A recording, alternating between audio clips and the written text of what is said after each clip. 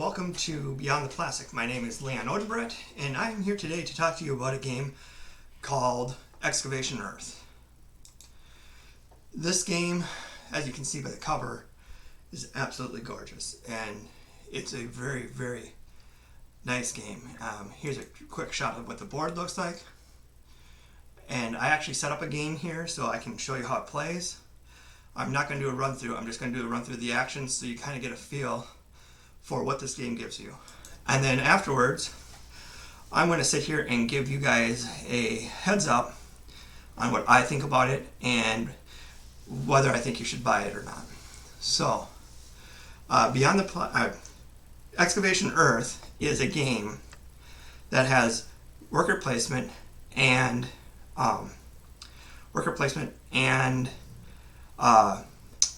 market manipulation. The market manipulation in this game is really interesting because, as you can see across the top here, where my hand's at the top of the screen, these are all the markets that you can sell your products at.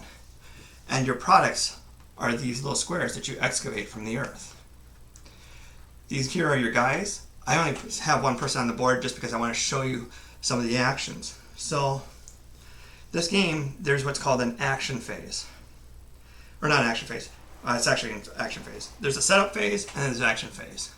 The setup phase is just getting cards in your hand and setting the board back up to be ready. But the action phase, actually, you have, what you do is you have a hand of cards, and as you can see in the little screen down there, you get quite a few cards to start with. And what you do is you play cards until you pass. You get 2 actions per turn. Then it goes to the next person, and it comes back to you, and then you do 2 more actions, and you do 2 more actions. So you can't take all your actions at once, but you keep taking actions until you want to stop. And when you stop, if you have cards left in your hand, you get to keep them for the next round. So I'm going to give you an example of how this game works. And the first action you can take is called travel. And so we're going to go to the big board here so you can see it better. And what I'm going to do is I'm going to play the travel card. And on this card, you can see that there's 2 cylinders. Those 2 cylinders say that I can move 2 spaces. So I'm going to take this guy and move him twice. 1, 2. And then I discard this card to the pile. Oh my gosh, I stepped away from the microphone. Maybe you didn't hear any of that. Hopefully you did. But essentially I did a movement. And you can see that there's 2 cylinders, so I can move 2 spaces. I move my guy 2 spaces. 1, 2. And just so you know, you can move across the board by coming over here, and you can see that the arrows point across to where they go. So I move twice, and now the next action you can take is what's called excavate. And to excavate, you have to spend a card from your hand that is the same color as the area that you want to excavate. So I'm going to use this one, and it's yellow, and I want to excavate. So I choose this guy to excavate, and he takes off 1 tile. And I'm going to show you where it goes in just a second, but you have a chance to excavate up to 2 places. As long as you have a person adjacent to you, you can take that one also. So I excavated twice. And what you do is everybody has a player board like this. And all the player board has is you carry all your meeple or all your people there, and you also have area in your spaceship. It's called a cargo hold, and you can put these in the cargo hold. You notice that there's this blackish colored over here. This is for anything that you buy off the black market. And if you don't have a cargo area available for the black market, you can't buy anything from the black market. Now, once you've done that, what happens is after you excavate, then, after you excavate,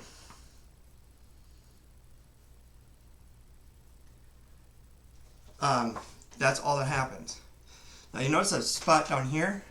That happens when you sell things, and we're going to come to that in just a minute. The next one is called market. What happens at the market is you can add your workers to a market. So these are all markets up here. I now have a couple yellow tiles here, so I'm going to run a command a market, and I am going to take this one here.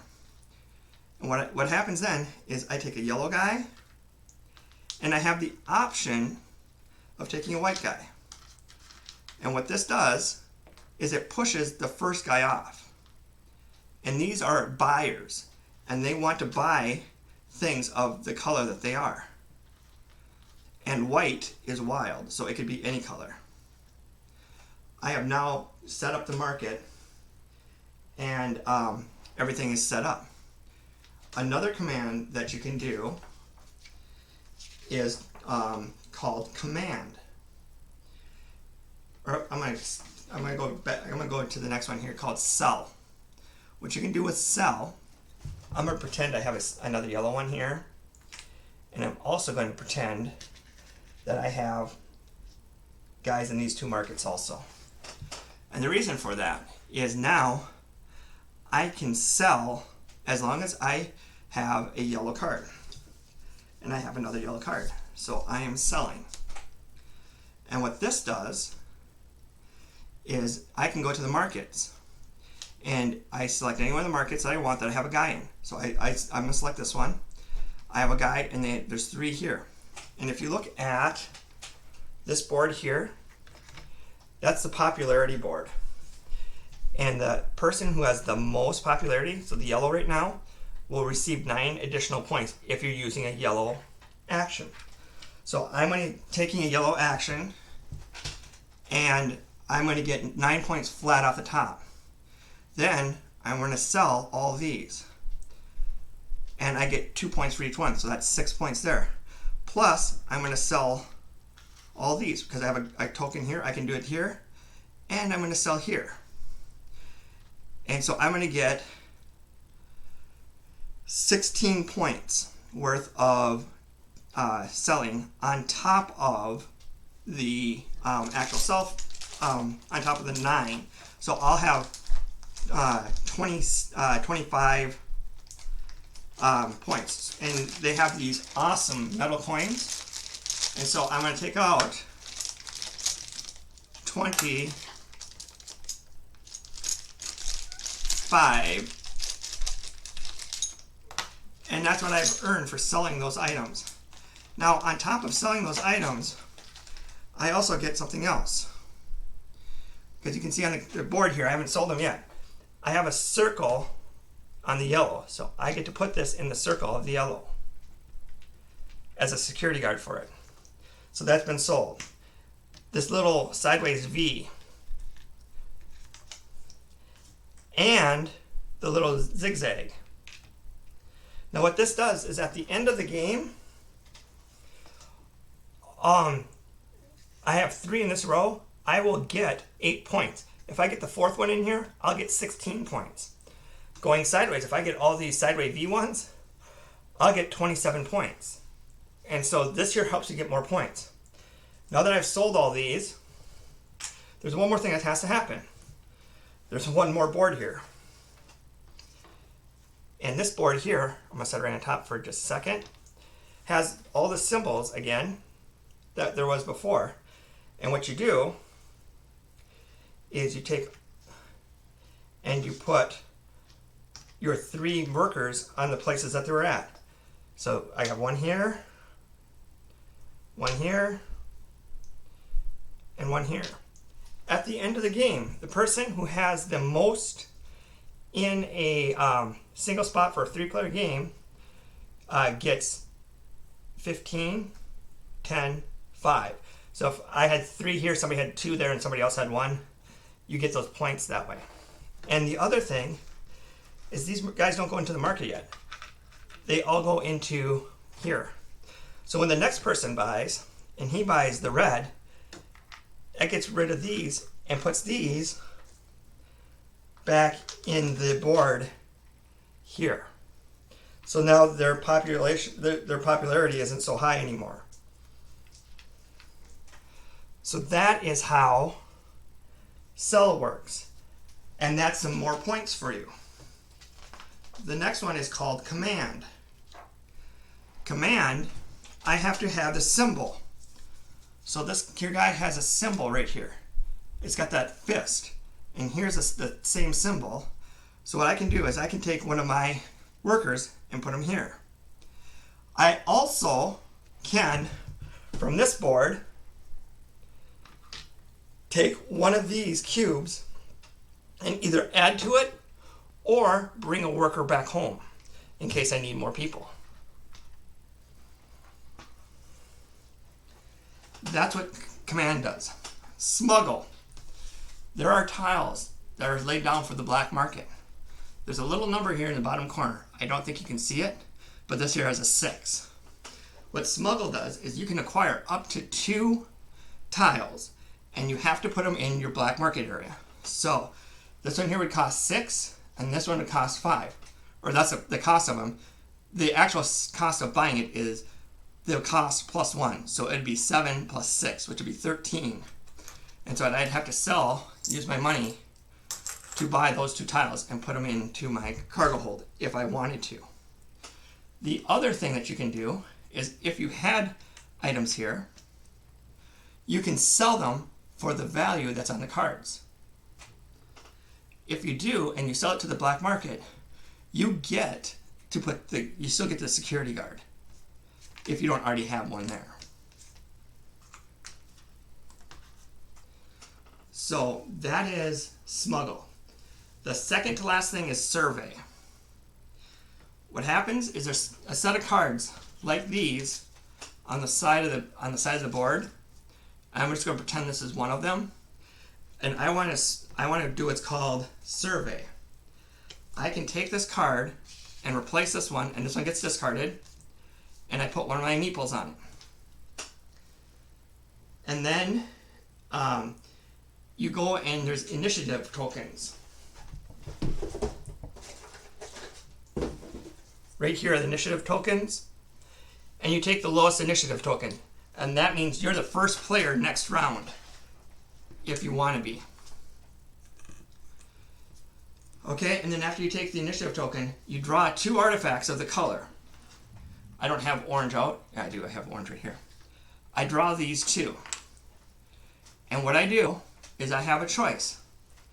I can take, I have to put one on the board. So I'll put this one on the board. And then I can buy this one for double its value times, or double its value, or its value times 2, or put it at the bottom of the stack of orange tiles. So if I were to buy it, it cost me 8. Here's 10. I can get this and I put it in here so I can use that later on. And it works because if I do use it, now I'm filling up that row. So that is the 7th command that you can use, and the very last one is pass. After you pass, you may not take a turn again. This is a very, very quick rundown of what commands that you can do. So, as you can see in here, this board is beautiful. The box artwork is beautiful, and it matches perfectly. The complexity of the game is high, but the confusion of the game is low. And what I mean by that is you have a lot to do on your turn, but you only have 2 moves to do it in. And then you have to wait your turn to go again. The ability to do so many things can be overwhelming at times, and if you're not used to playing a heavier game, can seem overwhelming. But I played this with my wife and my kids, and they absolutely love the game. This is they played it, they enjoyed it, I enjoyed it. It was a couple hours. Everybody was making fun of the different items, like here is a license plate, and they're selling the license plate for big money, and we're all laughing. And they have human skulls, and they have other things. They have, from Egypt, they have some of the old ancient Egyptian stuff that's worth a lot of money for us right now. But the whole point of the game is you're excavating, you're having fun with your family, and you're kind of paying attention to what they're doing, because if somebody takes off the market that you have, guy there, the guy's pretty much worthless now, and you gotta wait. You're gonna have to refill the market again, and then when you buy, and you have 2 cubes on you have to use both of them for your cellars. So, there's such a balance between what you can do, what you should do, and the number of workers that you have, and the number decreases rapidly as the game goes by. So I gave you just kind of a rundown of the game and the gameplay.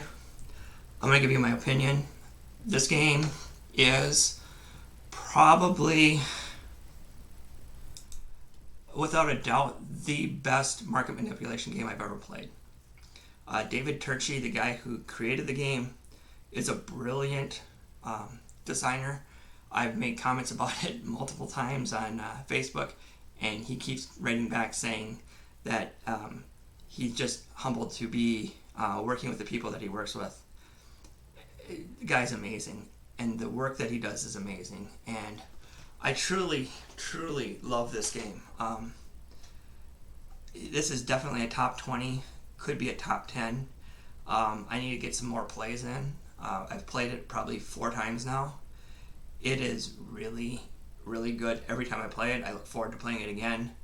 My only negative on the entire game is this card. It's hard to see, but it has symbols on it and doesn't tell you what those symbols mean. And so you have to have the rule book nearby so you can keep track of what you're supposed to do and how you're supposed to do it. After you've done each move a couple times, the symbols make sense. But it's a small, tiny complaint, but this is my only complaint. I mean, that's a tiny complaint. So I would probably give this an 8.5 or a 9 out of 10. It's an amazing game, and I really, really enjoy it. So thank you, Mighty Boards. Oh, that's the last thing I wanted to talk about. The company that made it is Mighty Boards. And going into this, I was neutral to favorable to them because I had already gotten Post-Human Saga, and it's a pretty good game. It's a decent quality game. After my experience with this, everything showed up early or on time. I got everything. The coins in this game are amazing. They're thicker than real money. They're heavy. They're solid. I absolutely adore the finish that they put on this game. Mighty Boards went from being slightly above average to well above average. I think one more game like this and they're an instant buy for me. So Mighty Boards, excellent game, excellent job on this, and David Turczi, amazing work. Thank you very much for this game, and this is Leon from Beyond the Prostic saying thank you very much, and I'll talk to you later.